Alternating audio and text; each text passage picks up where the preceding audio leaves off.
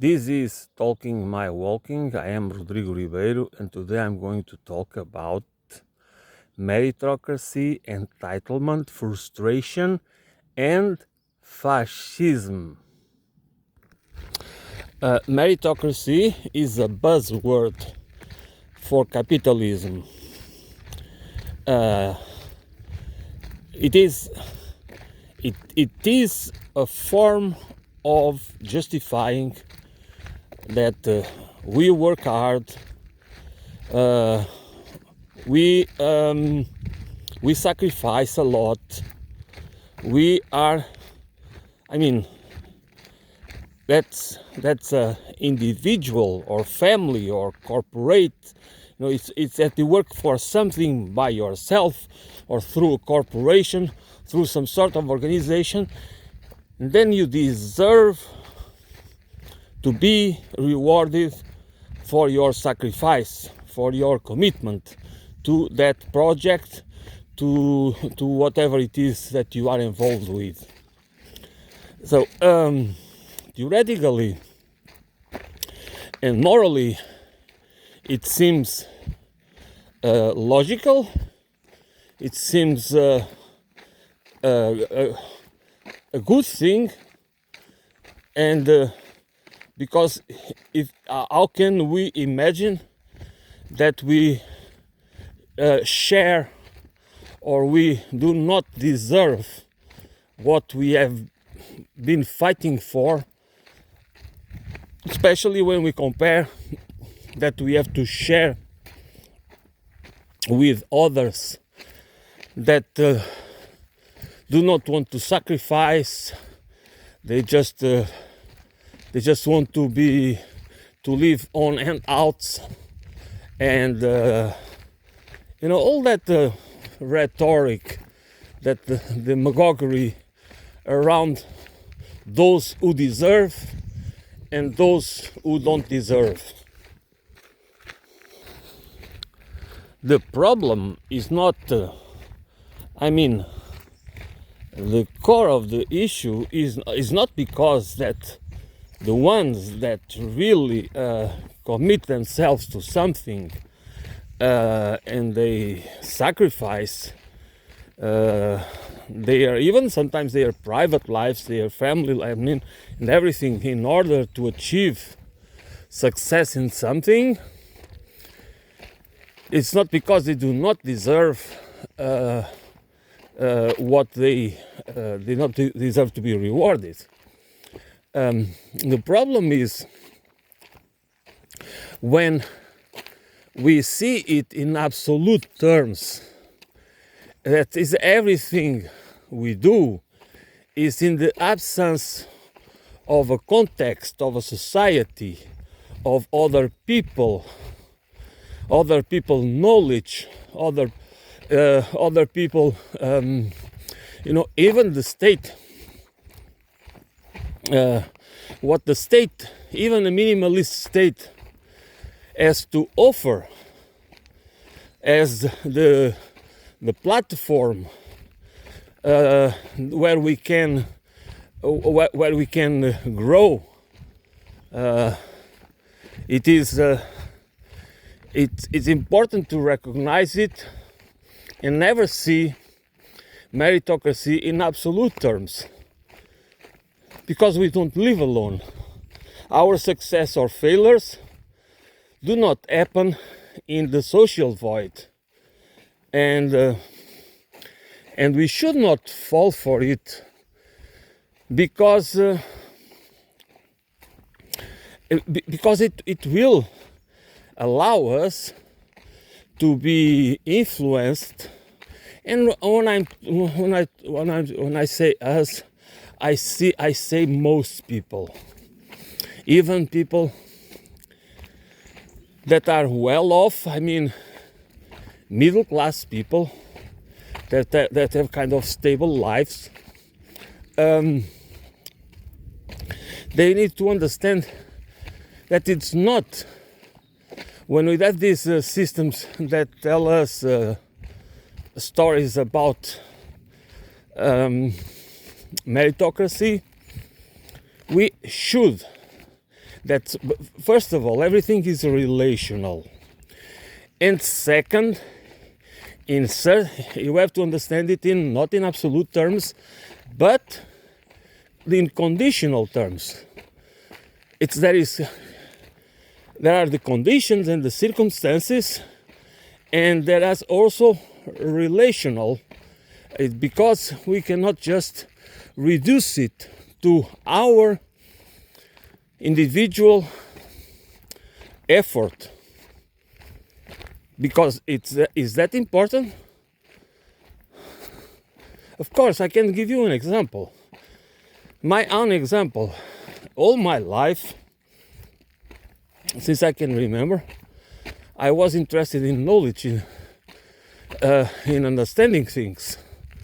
Okay, so I would, since I went through my youth in a country where there was libraries, okay, but public libraries, but it was the television.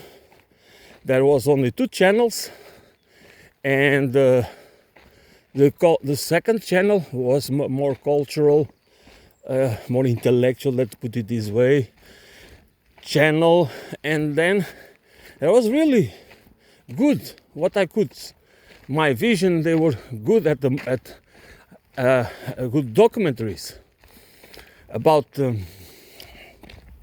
all sorts of things, history, politics, arts, science, psychology, biology, nature. Yeah, there was a very nice diversity, and there was also, I was also interested in ecology, because I don't know if it's because of that, but maybe it had some influence. I come from a place, a village, in the council of Alcanena, where there was a lot of pollution, because the industry, the leather industry, that's the main economic activity of that council. It was at the time, and I'm talking about the 70s and the 80s, nobody would care about ecology, environment, because people are interested in making money. They work hard. Some build factories, and some are employees, some have small enterprises. It doesn't matter. Most people are making their livings out of that. Therefore, the environment, the water, the streams, the fields, you just dump all that rubbish, that poisonous rubbish, in the fields. It was just the smell was not good around. It was those places with the tanneries are always known for the bad smell. So I was also kind of aware in environmental terms, and I was interested in ecology. So does that most of the time I would not have among my friends people interested in talking about those things, because we were young, we were interested in other things, in music, girls, rock and roll, and also to smoke some pot, and all that things that are part of being a teen. So I it's not about merit that I was interested in it, because probably my traits, my personality traits, and my temperament was driving me there. It was my intellectual curiosity. It was, I mean, we sometimes don't even really know what it is, but it's usually a combination of it's the circumstances, it's your personality traits, it's your family things. It's many. It's your influences, what is influencing you, people, books, programs, TV programs or other, because there was nothing else. So if you can say that I became a worker. I was a worker, a normal worker, a factory worker. Okay, because I needed to work to survive. But it didn't stop me from wanting. But I mean, I never went to university. I was a bit also a rebel. I mean, you are those things that it doesn't mean that you are conscious. That's my point. It doesn't even.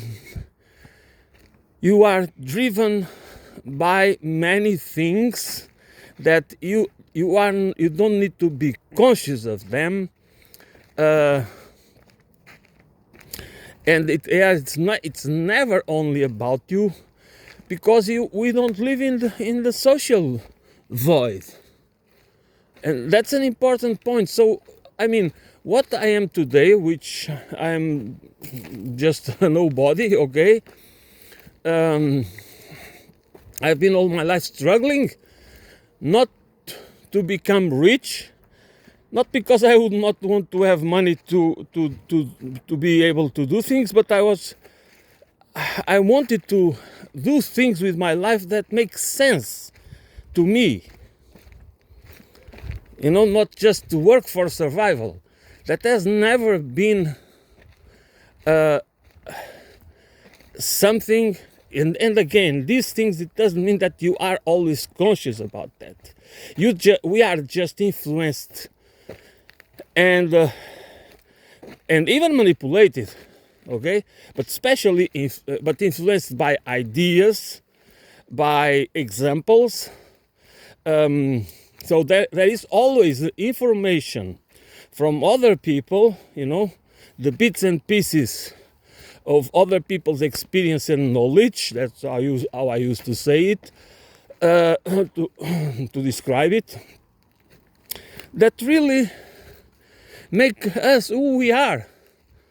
Not because it's not important, our configuration, how we are built, but because even what we become when we are already a teen, we have already been transformed by our life experience. You are not. This emphasis on the self, that we are so important, that's for capitalism, for right wingers.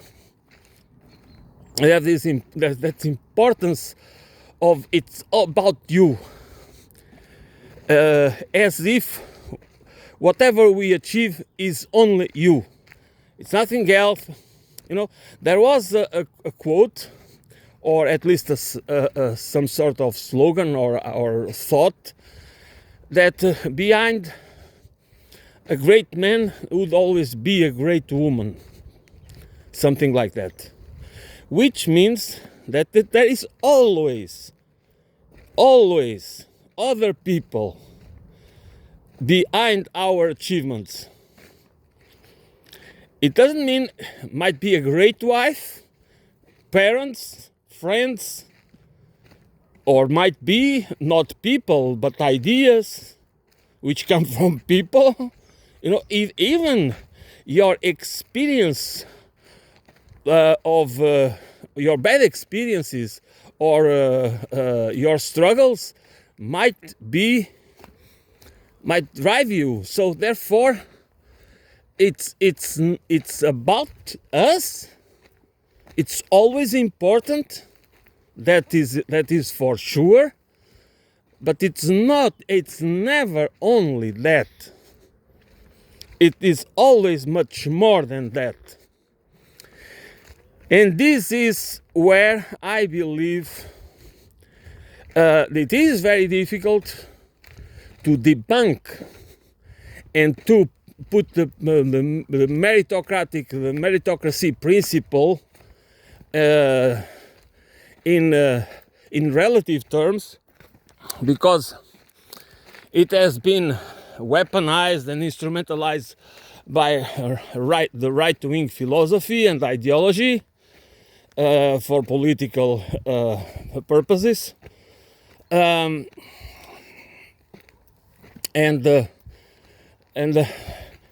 it's not easy, but it can be. We can, the people that are really leftists, that are not just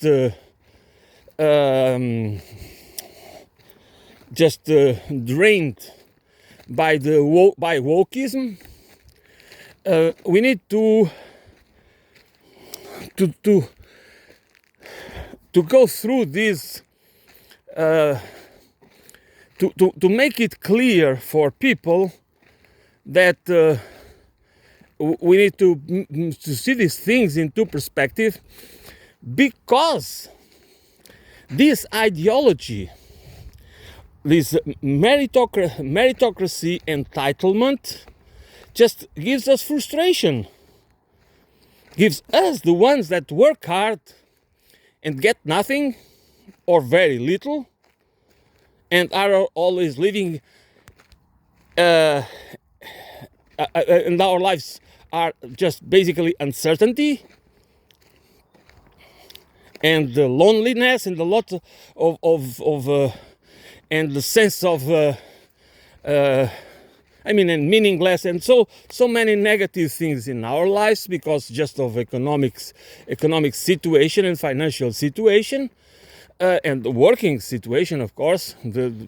Just we have to perform bullshit jobs. That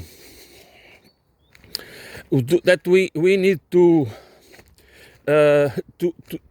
go through it, to understand, because then we get frustration and then we support fascism. That's the idea. If we do not understand that meritocracy, that merit as a purpose, we do. It's not to deny it, but that we need to understand it in a broader context. And then we need to put it into perspective and understand that nobody lives in the social void and that we could not achieve nothing without others, because it's a very stupid idea. Or the work. We use other people's work or knowledge or inventions, or you just have things that you take for granted, such as your own culture, the infrastructure, the electricity, all the water that should belong to all of us. The water should not. How can we imagine that you own water and you just can have? There is only one fountain in the village, and that the water is vital for everybody, but somehow you just for some reason you can become the privatized. It's in your own backyard or something, and then you deny access to it to others. What do you expect that is going to happen? It's merit of you It's your marriage just because you had the opportunistic idea, okay, I buy this piece of land, it will be mine, I have the fountain, and then I can sell the waters to others. What kind of achievement is that? Behind being sociopathic opportunism. And that's what we need to understand about those things.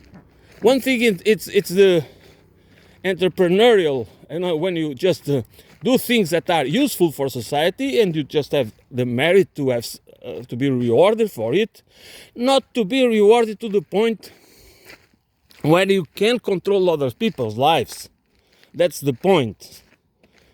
That's what the people that buy into right-wing ideology do not understand, that right-wingers they do not need necessarily to be sociopaths, okay? But they are driven by this idea that private property and wealth accumulation are kind of the top values that cannot be challenged, okay? And that this is wrong. And this is wrong because it's us, the ordinary citizens, that if we buy into it, okay, if we buy into it, we are self-deceiving ourselves into an ideology that this is against our interests. And that's it's not because we are against merit. It's not because we don't want people to be rewarded. It's just because if we see it in absolute terms, it's the same about the private property rights and wealth accumulation and everything else. If we do not see limits, if we see it in absolute terms, we are going to be, then we are exactly building a society of losers, because the winners will take it all. And that is the foundation of the meritocratic ideology. Of course that many right-wingers, conservative and nationalists, right-wing populists and nationalists and fascists, of course, they wanted they put it in, they frame it in ways that it sounds like the ones that want to critique this meritocratic philosophy are people that just don't want to work, just don't want to. You know that as if the most of people in this world that go out every day to work for very little, okay, doing the hard work, which means that they are going to do the farming, the cleaning, the healing, they are the ones that work in hospitals, and I'm not only talking about, because we always talk about doctors and nurses, which is absolutely fine, but then now about all the other stuff that keeps it clean, it's always kind of this side note. These people exist, and at the same time they don't exist because they are not important. This is the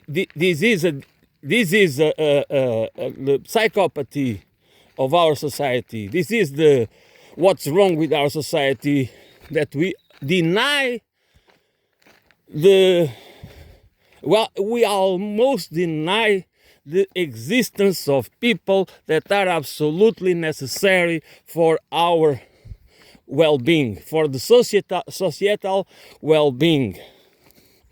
Just because they are in the low, they are not in the low,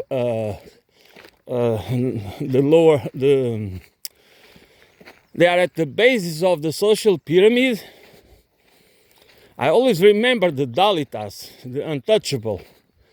No, when you create a society based, I always say that.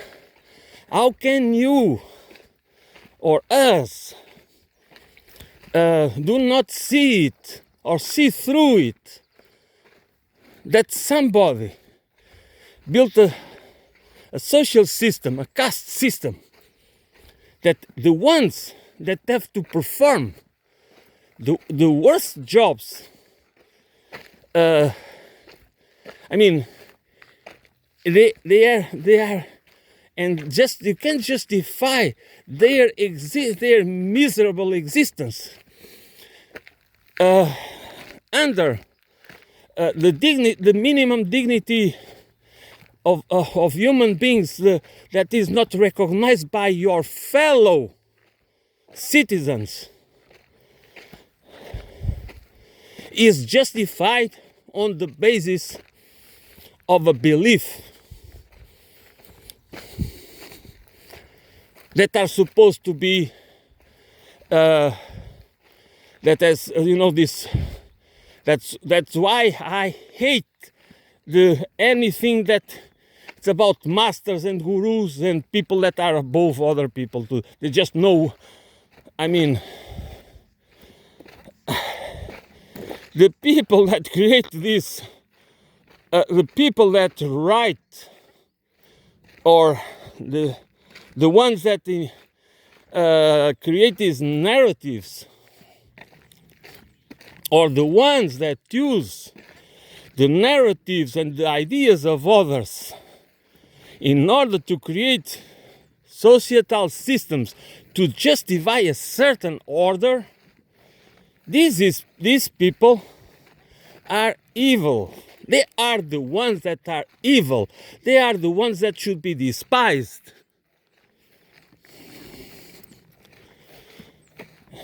Because either we believe in justice or not, or either we believe in truth or not.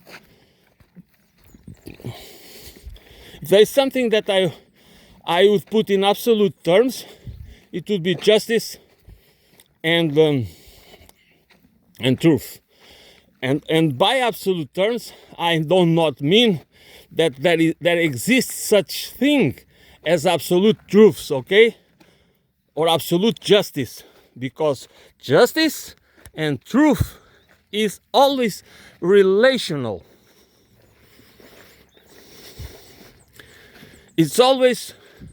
Is never about some abstract idea that has no connection with reality and with life. And we need to understand it in a deep, holistic way.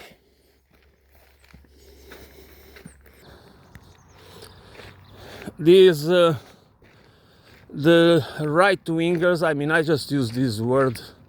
It's not to demonize anybody. It's just it's a definition. It's just that we need to use this kind of labels and things like that. Okay, just for the purpose of trying ideologues, politicians, and so-called leaders and whatever, strong men as well. They tend to have this tendency to create this personality cult. They prey on our frustration, on the frustration of workers, the frustration that sometimes people are not able to contextualize it, and that's why they are easily weaponized. You can see it in the case of the American public. It is just to use the meritocratic ideology, framing it in a certain way, and people just believe they have the right for certain things, because it's kind of even it might have to be a little bit, not all about it, but it's also some part of it. It can be subconscious, of course. The white supremacy, that some people still feel that just because they are white, they are entitled to certain things, and this again, this doesn't need to be a conscious choice. It can just be working at the subconscious level because of the narratives, that the dominant narratives that run on our subconscious mind.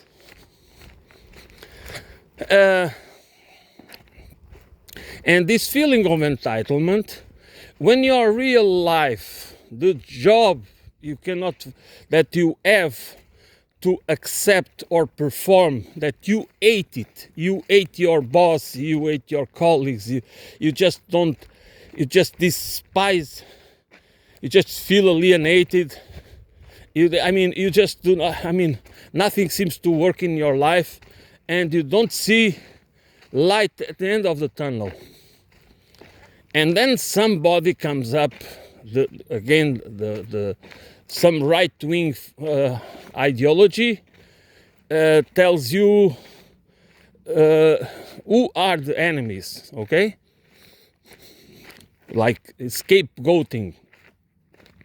It's not the system. It's the system, but they do not tell you, because they believe in capitalism, they believe in capital accumulation, they believe in they put on the top of the values and principles and rights, the property rights and the wealth accumulation rights. And that is, everything of that is in the legal system, is codified into law. Not only in law, it's also codified, it's glorified morally, okay? So, and they use it to tell you that, okay, we know that you feel entitled. They do not use these words, of course. You know that you deserve a better life, but you don't have it because of communism. Where is the communism? But that's what they say. Because of all those lefties, and they call everybody lefty. All the opposition is left, and as we know, or the ones that at least understand what left politics mean, they know that it's not only about progressive values. It's about class. It's about a society that is really fair, where justice matters. Not only about meritocracy, not only about merit. Doesn't matter. Merit is also has to be part of the equation. That I'm sure about that. So that you deserve it, but you don't have it. Why? Because of those lefty policies, because of the Democratic Party, because of the Labour Party, all that kind of narrative. And then because immigration, because of the woke culture, because of all this, all these. All the arguments that are usually used or currently used by the far right political leaders and parties. And of course, if they describe it in this way, it sounds logical. And then they are preying on your rage, okay, on your frustration. That's they at the same time they capture, okay, the entitlement that you feel because that sense of entitlement might be subconscious, but it's there and it influences your thought and your behavior, okay? And then they just and at the same time they also prey on your rage, on your frustration, and your frustration against that. There is to have an object where you can see the reason of your frustration. So there is these objects that are the immigrants, the woke people, okay, and you know, the communists, the leftist policies. Even there is no left policies at all, you know, just even a little bit, you know, while they are bailing out banksters, okay, all right, while they want an international order that they do not mind to prey other people's resources and territories and take over everything, all right, they don't care about human rights and anything else about like that. But you believe that they care about you. You know, you believe that they are going to solve your problems, in the sense that because they are talking about moral values, okay, they are using moral values and the traditional, such as the traditional family or the right, they are against abortion, or they are against gay marriage, or they are all this. It's not because it's not every single of us can be for it or against it or have no opinion about it. That's not the point. The point is that is used as a justification. This is used as tools to weaponize you, to instrumentalize you to defend an order that actually is against your interests. And most people have difficulties to get it because of the shallowness, because of the misinformation, because misinformation and shallowness is everywhere, and conspiracies as well, not theories. I'm not talking about theories, I'm talking about conspiracies. They are everywhere. And it's just not because you believe that certain groups, because you identify yourself with them, they tell you the truth, and you don't need to see it, to go through it, to compare, to have a critical analysis, or to do your homework. No, because you just believe that they are telling you the truth. No, of course not. You know, that's the same. You need to do your research. You need to understand the principles and then have a context, not just to buy. You don't buy anything by its face value. That's why the shallow culture plays a lot of in our, this infotainment with almost a century of existence that we are living in, this kind of, especially in America. But that's I always say that the highest achievement of the American imperialism was its cultural colonialism. It was cultural imperialism. It was the ability to sell the American dream, kind of. Using movies. Hollywood played a huge role, and consumerism.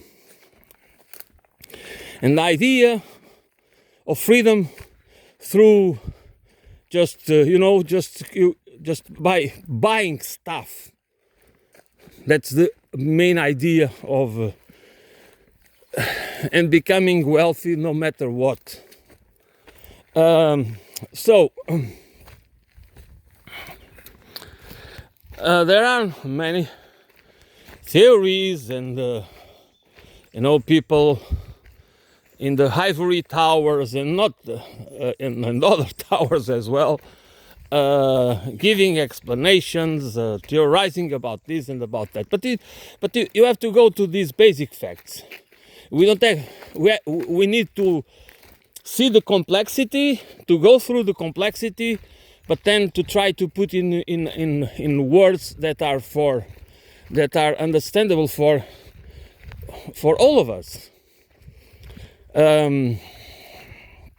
Because the left discourse, it's for the masses, and the problem is that the left discourse needs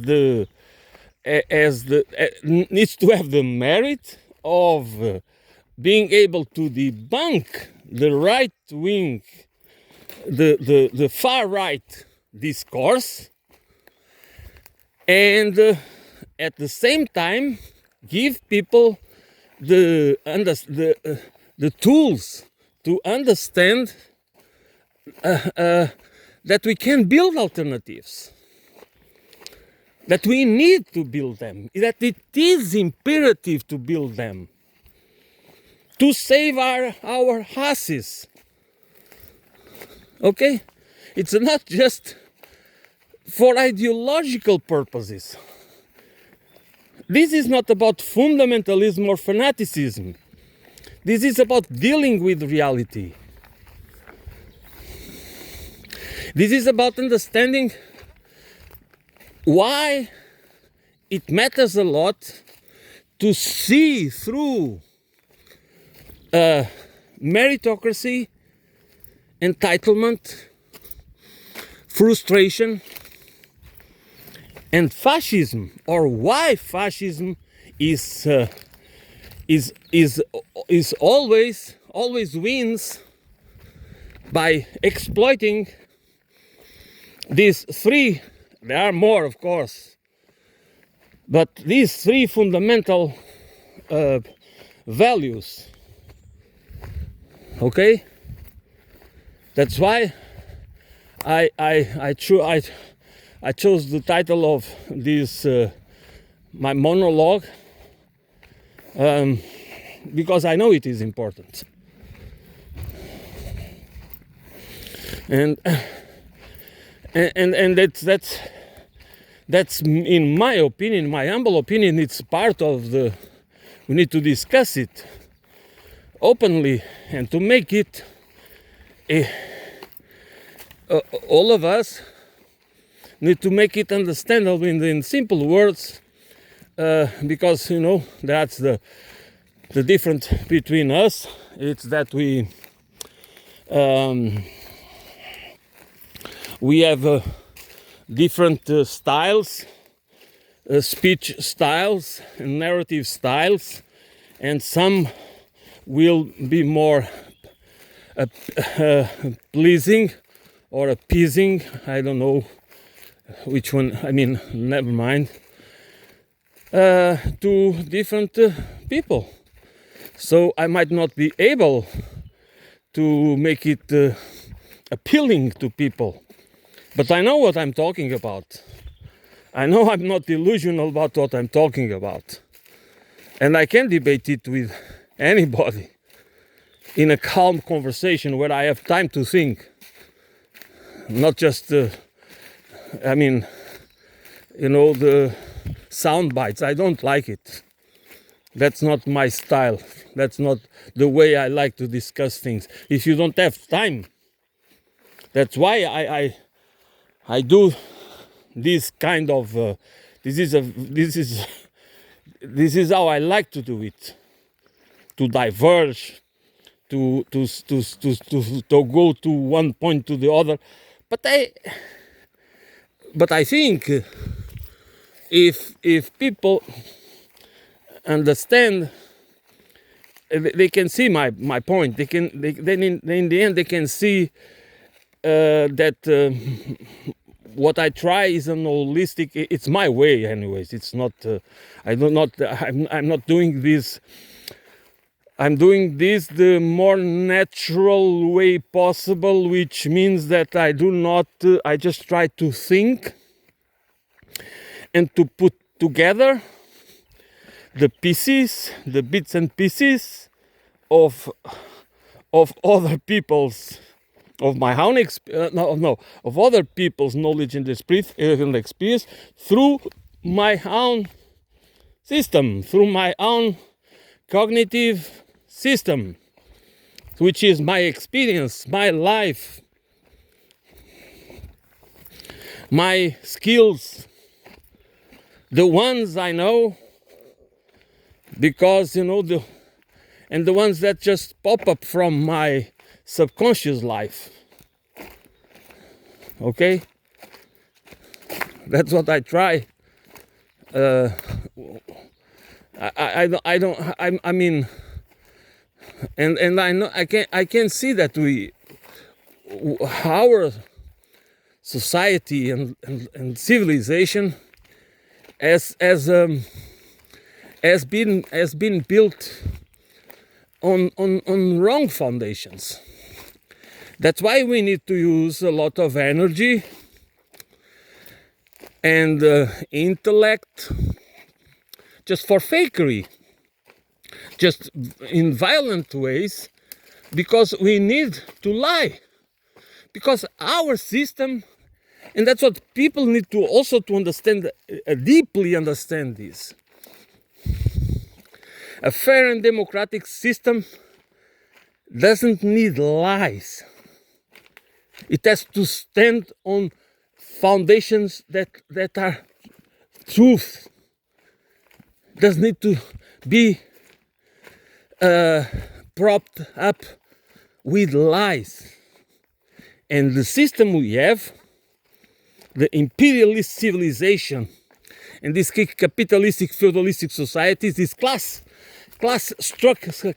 class-based societies, where exploitation and inferiorization is the name of the game,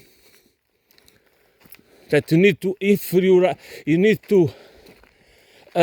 again comes the word entitlement and merit. Again, these connections, you can understand them,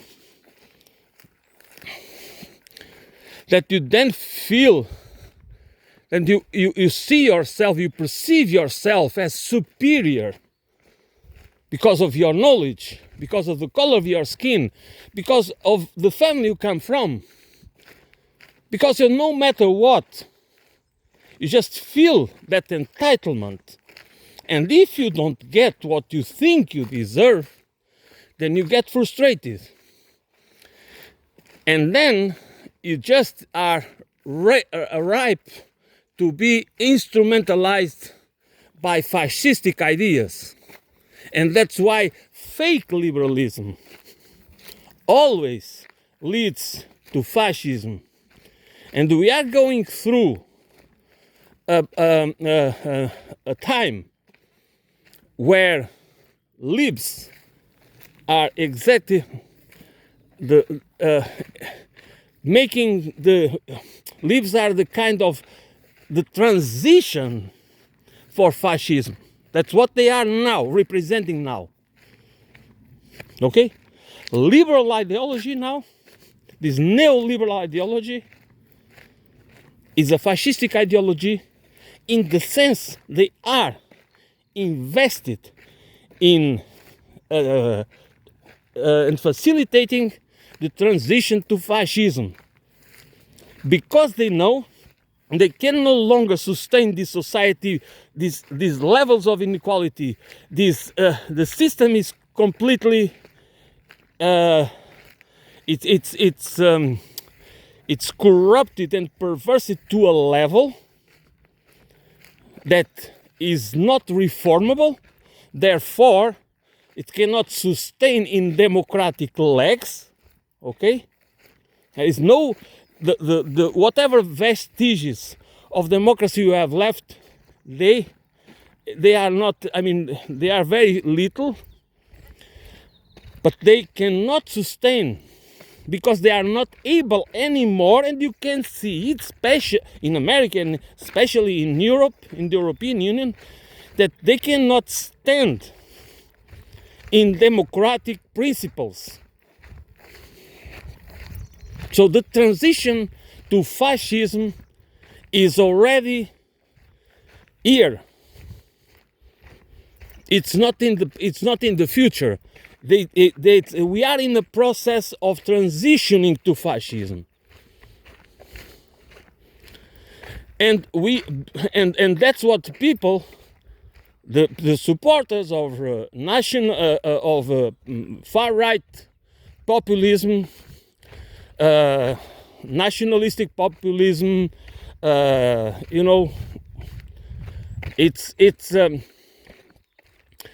do not grasp it. They do not grasp that what they are supporting, it's going to be against their interests.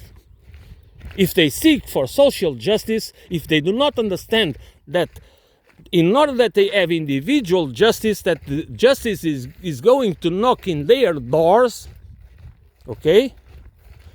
They need to understand it as part of a social change based on equality, not based in fake meritocracy.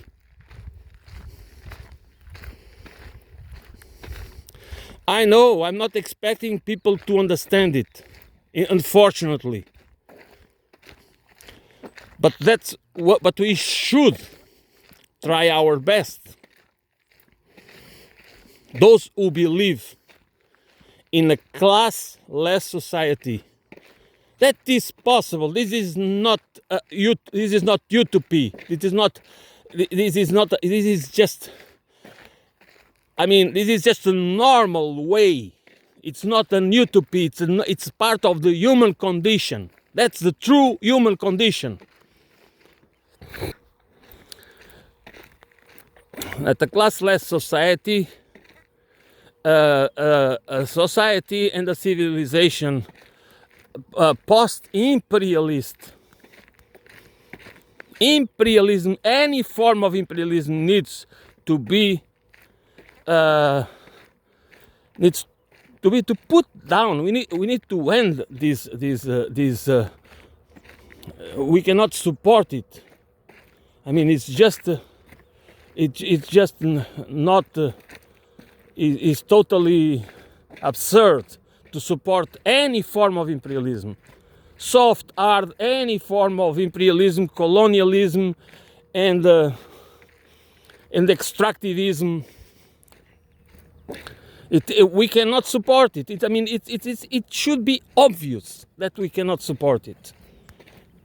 For our own sake. It's not about being. It's about being even a little bit selfish. Okay? We have to think about humanity. We have to have a civilization. I call it ecological, holistic civilization, because to me, it has to be ecological, social, and ecological. Okay? Because I always say,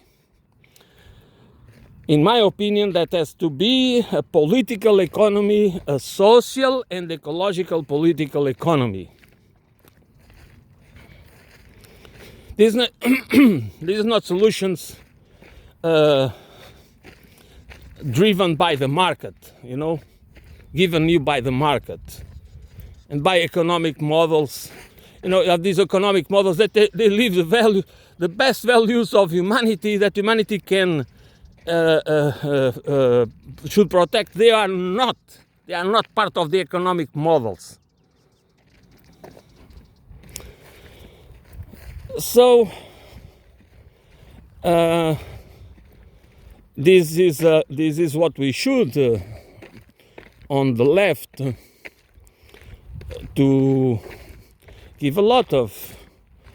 We should discuss it openly. I mean, it's so.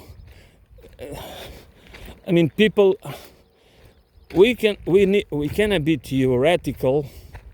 We have to be philosophical as well, and but we have to come to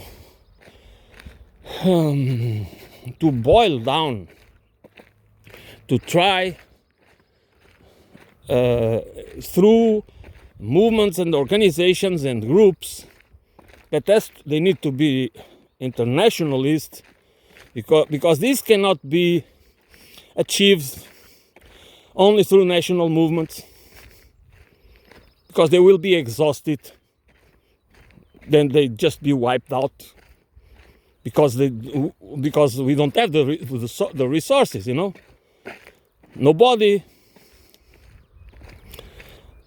funds the people with the money. They do not fund the organizations and movements that just want to end the system. That is the system that allows them to become richer and richer. So we cannot expect it that the Bill Gates and all those big corporations and banks and all of them through their foundations and all whatever they have, their philanthropic organizations, to fund the ones that want to discuss how can we build a different system.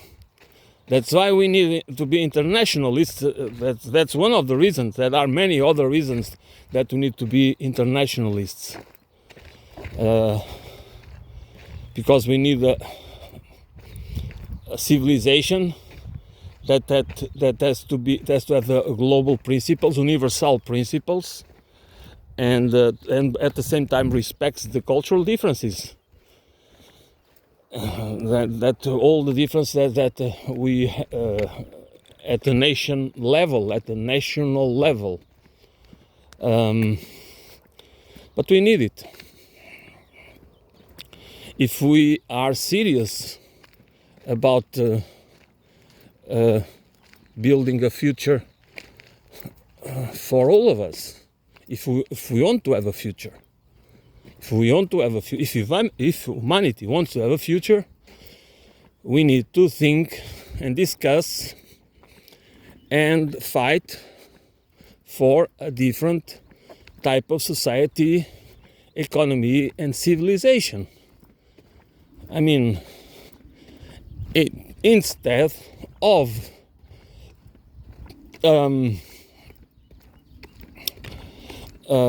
jumping to the far-right fascistic bandwagon.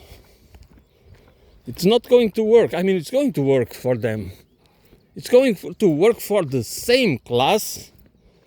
It's going to work for the oligarchs and plutocrats that have been that are the ones that have created the society we have. And again, they don't believe in social equality. They just believe in exploitation. They just use merit. They use the meritocratic rhetoric and arguments just in order to make you believe that, okay, you work hard, therefore you will get some sort of reward for it. That's not true. If the system is an exploitative system, if there is class war, and that class war is waged by those on the top, not by us, we are the losers. We are not going to, our merit is not going to be rewarded or recognized. I mean, they might recognize it, but they do not reward it anyways. Because they don't want to lose their privileges. They don't want to lose control.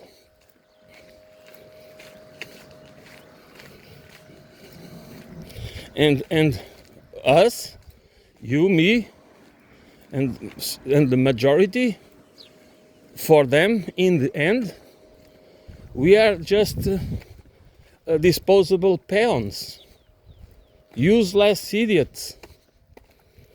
That's the same for them. We are. It doesn't matter if they are far right, conservatives, or liberals, or even the ones that were supposed to be left, okay, some progressives, those parties, those center-left parties, they are just, they are part, all of them are against us because they are on the pockets, they are owned, and they are ideologically aligned with the plutocracy. That's the problem. Capitalism is the system that in the end always benefits the oligarchy. Okay? And that's why they have to use, that they resort to these narratives. But these narratives, they are easily debunked if you listen to their speeches. They are very easily debunked. That's not because all they say is wrong. Of course not. Not every single point they make is wrong. And I'm perfectly okay in saying which ones are, but at the same time, it's necessary that we can see through it and see that they are not about creating a fair and just society. It's a democracy for the few. That's what in the end fascism is. It's socialism for the rich and capitalism for the poor. And that's why that's why I said, and I'm going to repeat it again, that liberals, we have been in the transition at least for 40 years from liberalism to fascism. This was not born yesterday. This transition as what kind of fascism? I believe it's techno-fascism with a techno-feudalistic economy. That's what I believe. That's what I believe. I that's not what I want, and I do believe that many of the Trump supporters and other party supporters, like the AfD in Germany and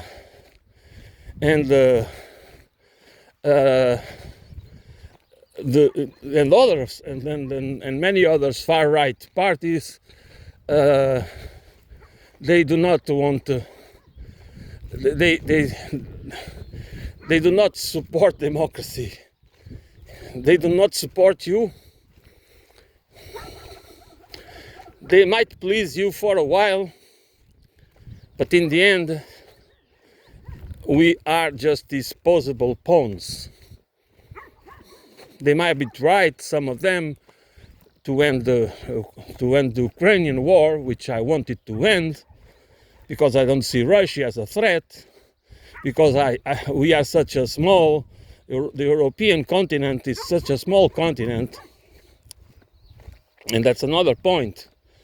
Part of it is in Russia already, So we are part of the Euro-Asian continent, and we should have a strong alliance with Russia, not against anyone else. It's not how I see it, but exactly to build cooperation, because we need cooperation in order to build an ecological, holistic civilization. Okay, that's what we need. We don't need militarization. What we are witnessing in the European Union is beyond the pale. It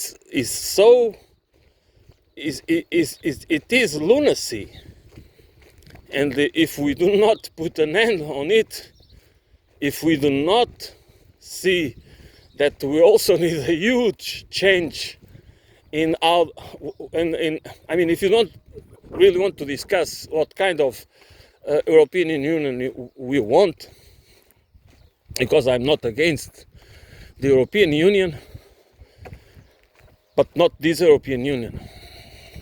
This European Union is irreformable. These institutions that we have, they are not democratic, they are not accountable. These people are in, I mean, they are, I mean, what do you think Kaja Kallas or von der Leyen are? They are the embodiment of the transition for fascism. And many others.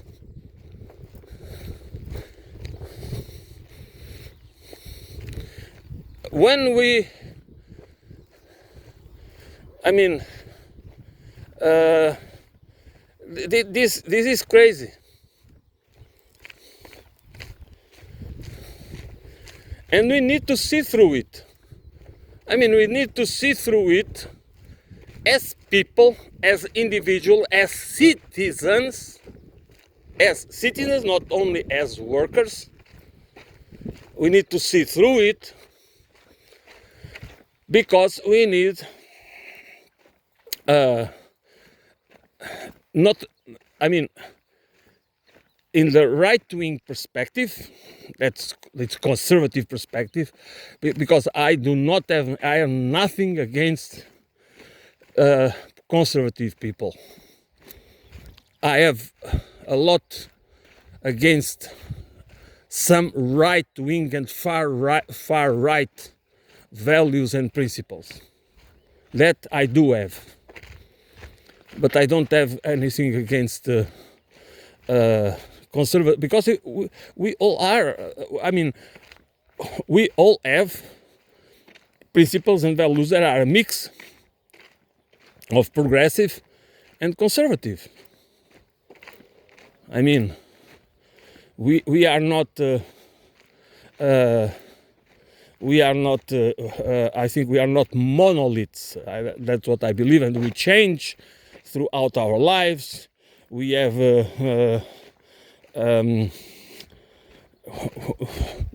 we need to put things in perspective, and our experiences, our life experiences, just should help us to change and to understand the society as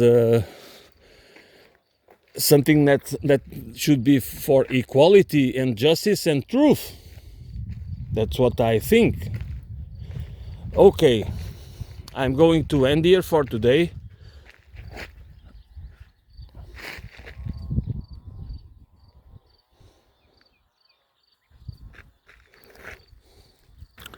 Okay, thanks for listening. I'll be back soon.